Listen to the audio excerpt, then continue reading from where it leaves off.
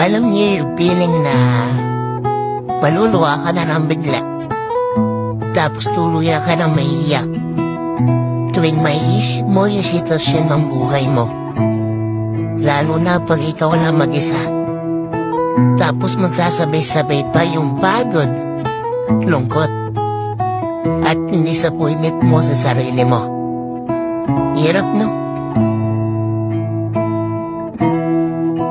Alam mo, isa sa natutunan ko, people will always judge you no matter what you are, who you are, what you do, successful ka man o hindi. Wala na yatang nakakatakas sa sistema na ganun, no?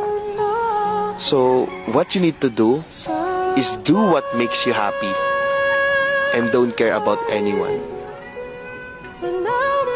Hindi karera ang buhay, kaya hindi tayo dapat nakikipag-unahan sa iba. Kung lagi nating ikukumpara yung mga sarili natin sa mga taong nakakalamang sa atin, ay hindi tayo magiging masaya. May nagsabi nga na ang pinakamayamang tao daw sa mundo ay hindi may pinakamaraming pera at ari-arian, kundi yung taong kontento na sa mga bagay na meron siya.